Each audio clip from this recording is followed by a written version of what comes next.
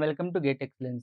मैं बीके सिंह आज आपके लिए लाया हूँ एनालॉग कम्युनिकेशन के अंदर डीमॉड्यूलेशन ऑफ एफएम सिग्नल को कैसे हम डीमॉड्यूलेट करते हैं। तो यानी कि जो एफएम मॉड्यूलेटेड सिग्नल है उसको हम डीमॉड्यूलेट कैसे करेंगे। यानी कि जो मॉड्यूलेटेड सिग्नल के अंदर से हम मैसेज सिग्नल को रिकवर कैसे कर सकते हैं। तो इसके दो तरीके हैं, चलिए स्टार्ट करते हैं। तो दो तरीके हमारे पास इस टाइप से हैं कि पहला है हमारे पास फ्रीक्वेंसी डिस्क्रिमिनेशन मेथड और दूसरा है फेज़ डिस्क्रिमिनेशन मेथड। तो इसके अंदर जो डिस्क्रिमिनेशन है, डिस्क्रिमिनेशन का मतलब क्या होता है? कि डिस्क्रिमिनेशन का मतलब ये होता है कि अगर कोई भी चेंज हो रहा है फ्रीक्वेंसी के अंदर या डेविएशन हो रहा है फ्रीक्वेंसी के अंदर, उस डेविएशन को एएम के अंदर यानी फ्रीक्वेंसी को जस्ट कन्वर्ट करके एम्पलीट्यूड के अंदर चेंज करना, तो उसको बोलते हैं हम डिस्क्रिमिनेशन।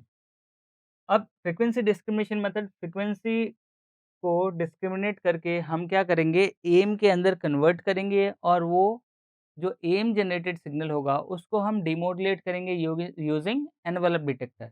या जो हम डिमॉड्यूलेशन टेक्निक एम वेव के अंदर ले रहे थे वो सारे के सारे डिमॉड्यूलेशन टेक्निक्स हम अप्लाई कर सकते हैं आफ्टर डिस्क्रिमिनेटिंग फ्रीक्वेंसी।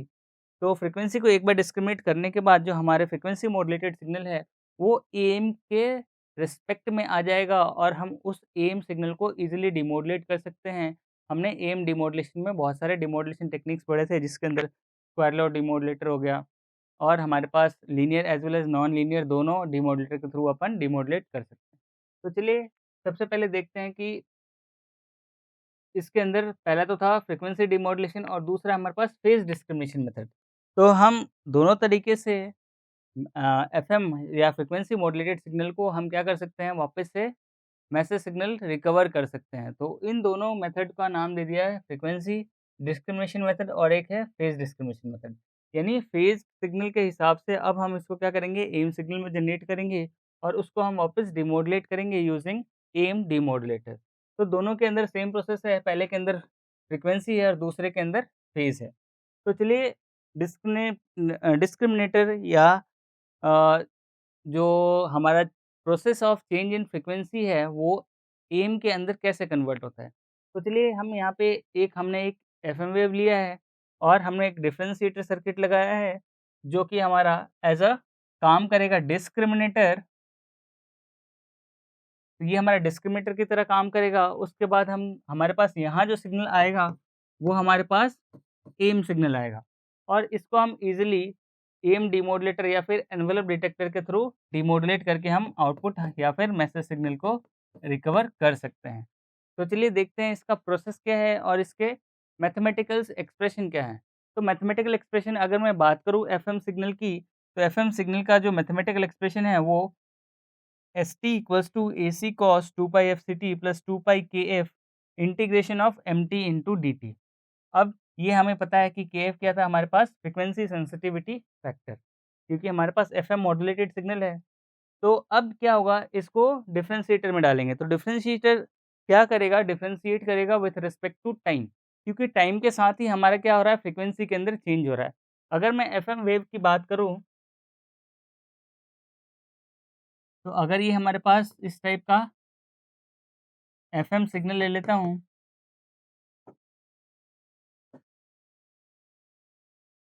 कि जहाँ पे हमारी ये फ्रीक्वेंसी हाई है और फिर फ्रीक्वेंसी लो होगी, फिर फ्रीक्वेंसी हाई होगी,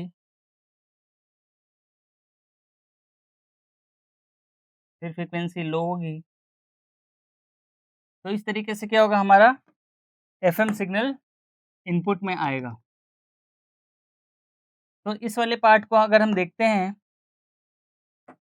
ये वाला पार्ट ये लो फ्रीक्वेंसी सिग्नल है और हम ये वाला पार्ट देखें, ये वाला पार्ट ये हाई फ्रीक्वेंसी सिग्नल है। तो यहाँ पे देखिएगा ये जस्ट ज़्यादा कॉम्प्रेस है और यहाँ पे ये जस्ट दूर-दूर है। तो टाइम के साथ अगर मैं ये टाइम एक्सेस लूँ और ये हमारे पास एम्पलीट्यूड एक्सेस, तो इस टाइम के साथ क्या हो रहा है, फ्रीक्वेंसी में वेरिएशन हो रहा है। क्योंकि हमारे पास देखिए साइकिल के अंदर हमारे पास साइकिल जो है वो कम टाइम में चेंज हो रहा है और यहाँ पे ज़्यादा टाइम में चेंज हो रहा है। तो डिपेंडिंग अपॉन फ्रीक्वेंसी, हमें पता है फ्रीक्वेंसी क्या होता है 1/t। तो अगर टाइम ज़्यादा लग रहा है तो फ्रीक्वेंसी कम होगी और टाइम अगर कम लग रहा है तो फ्रीक्वेंसी ज़्यादा होगी। तो ये जो चेंज है, चेंज इन फ्रीक्वेंसी, वो हमारे पास एफएम एफएम मॉड्यूलेटेड वेव का एक्सप्रेशन है और इसके अंदर जो चेंज इन फ्रीक्वेंसी है वो डिपेंडेंट अपॉन टाइम है। वो टाइम के साथ हमारा क्या हो गया, ज़्यादा होगा उसका टाइम पीरियड या फिर कम होगा, वो फ्रीक्वेंसी चेंज को बताएगा। तो फ्रीक्वेंसी चेंज के अकॉर्डिंग हमारे पास क्या होगा, हमने क्या किया, जो एफएम सिग्नल है उसको with respect to time differentiate किया। तो इसको अगर मैं डिफरेंशिएट करता हूँ यानी dST/dt, तो हमारे पास क्या आएगा, इसको जस्ट नेक्स्ट स्टेप में देखते हैं।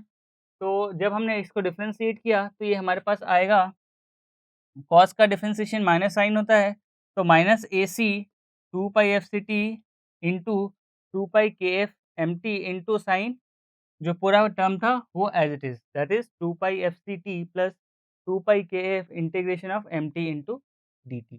तो देखिए डिफरेंशिएशन के बाद जो आउटपुट आएगा यहाँ पे, इसको डिफरेंशिएट किया किसको हमने, ST को, तो डिफरेंशिएशन के बाद हमारे पास यहाँ आया dST/dt। अब हमें पता है कि जो साइन और माइनस साइन का जो डिफरेंस है वो 180 डिग्री फेज शिफ्टेड होता है। तो यहाँ पे देखिए मैं लिख सकता हूँ कि minus sine theta can be written as sine theta minus 180 degree. तो यहाँ पे माइनस वाला टर्म है, जो माइनस के साथ मल्टीप्लाई होगा तो माइनस साइन थीटा आएगा। अगर इसको पूरा थीटा मान लें तो इसके साथ हमने क्या किया, माइनस 180 डिग्री यानी माइनस साइन थीटा को इससे रिप्लेस कर दिया। तो जब इससे रिप्लेस करेंगे तो यहाँ पे देखिए ये वाला टर्म हो जाएगा, इसके अंदर माइनस 180 डिग्री आ जाएगा और यहाँ पे आ जाएगा हमारे पास प्लस। तो जस्ट सेम एक्सप्रेशन ही है, जस्ट इसको रीअरेंज किया है so that the minus is removed. तो माइनस रिमूव करने के बाद अगर हम यहाँ पे देखें ध्यान से, तो अगर मैं कांस्टेंट ले लूँ 2 पाई FC, तो AC 2 पाई FC कांस्टेंट ले लिया, तो अंदर आ जाएगा 1 प्लस 2 पाई KF अपॉन KC और ये हमारे पास आ गया MT एज़ इट इज़, और इसके बाद ये वाला टर्म एज़ इट इज़। तो इसको हम ध्यान से देखें तो ये हमारे पास वेवफ़ॉर्म है और ये उसका मैग्नीट्यूड है। तो मैग्नीट्यूड क्या है हमारे पास, AC 2 pi FC into 1 plus KF upon KC into MT। तो इसको हम ये भी बोलते हैं कि this is nothing but this is the envelope of the received signal या envelope of the signal at envelope detector. तो यहाँ हमारे पास क्या आ रहा है, envelope in terms of amplitude, ये हमारे पास आ रहा है एनवेलप। तो आगे देख लेते हैं, इसको हमने बोल दिया एनवेलप और इसको हम क्या करेंगे अब, एनवेलप डिटेक्टर के थ्रू हम क्या करेंगे, इसको डिटेक्ट करेंगे। तो वो क्या करेगा, हमें डीमॉड्यूलेटेड सिग्नल आउटपुट में दे देगा। तो डीमॉड्यूलेटेड सिग्नल क्या आएगा हमारे पास, मैसेज सिग्नल MT और FT जो भी हमने at the time of modulation consider किया हुआ है। तो इस सिंपल से तरीके से हमने क्या किया, फ्रीक्वेंसी डिस्क्रिमिनेशन मेथड से हम क्या कर सकते हैं, एम जनरेट कर सकते हैं और फिर उस एम को हम एनवेलप डिटेक्टर के थ्रू डिटेक्ट कर सकते हैं मैसेज सिग्नल को। तो ये देखिए सिंपल सा एक ब्लॉक डायग्राम था, उस ब्लॉक डायग्राम के थ्रू हमने क्या किया, बहुत ही सिंपल तरीके से इसका एक्सप्रेशन देखा और फाइनली हमने एनवेलप जनरेट किया और एनवेलप के बाद मैसेज सिग्नल को हमने डिटेक्ट कर लिया। तो ये तो था हमारे पास फ्रीक्वेंसी डिस्क्रिमिनेशन मेथड। अब नेक्स्ट देखते हैं फेज डिस्क्रिमिनेशन मेथड। तो फेज डिस्क्रिमिनेशन मेथड के अंदर यहाँ पे देखिएगा, फेज डिस्क्रिमिनेशन मेथड के अंदर एक ब्लॉक डायग्राम दिया हुआ है। अगर इस ब्लॉक डायग्राम को देखेंगे ध्यान से, ये ब्लॉक डायग्राम है। ब्लॉक डायग्राम के अंदर देखिएगा ध्यान से, तो ये हमारे पास ये मॉड्यूलेटर है या इसको प्रोडक्ट मॉड्यूलेटर बोलते हैं। तो यहाँ पे देखिए ये एफएम वेव है जो हमारा इनपुट में जा रहा है और हमारे पास जो एक मल्टीप्लायर है या मॉड्यूलेटर है, इस मॉड्यूलेटर के अंदर वीसीओ का आउटपुट वीटी मल्टीप्लाई हो रहा है या मॉड्यूलेट हो रहा है। उसके बाद हमारे पास एक सिग्नल जनरेट हो रहा है पीटी और पीटी के अंदर हमारे पास 2 कंपोनेंट आएँगे, higher frequency component and lower frequency component. तो लो पास फ़िल्टर के अंदर से हम पास करेंगे तो हमारे पास डीमॉड्यूलेटेड सिग्नल डीटी या फिर एमटी हमारे पास आउटपुट आ जाएगा। तो चलिए वो कैसे करेंगे, उसको समझते हैं। तो सबसे पहले ब्लॉक डायग्राम के अंदर हम देख लें, तो ब्लॉक डायग्राम के अंदर हमारे पास 3 कंपोनेंट हैं जो मेजर हैं। एक तो है हमारे पास देखिए मल्टीप्लायर, फिर हमारे पास सेकंड है लो पास फ़िल्टर और थर्ड है हमारे पास वोल्टेज कंट्रोल ऑसिलेटर। तो इन 3 चीज़ों से हम फेज़ डिस्क्रिमिनेशन मेथड के थ्रू मैसेज सिग्नल को डीमॉड्यूलेट या फिर रिकवर कर सकते हैं।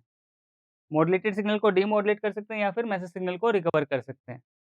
तो अब देखिए वीसीयू के अंदर क्या हुआ हो गया कि हमारे पास इनिशियली जब हमने कुछ भी इनपुट में नहीं दिया हुआ है, तो अज़्यूम किया है कि इनिशियली डीटी मीन्स जो मैसेज सिग्नल डिमॉड्यूलेट होके आ रहा है, वो 0 है। तो यहाँ पे क्या जा रहा है, इनिशियली 0 वोल्ट जा रहा है, फर्स्ट केस में जब हमने कुछ भी इनपुट अप्लाई नहीं किया।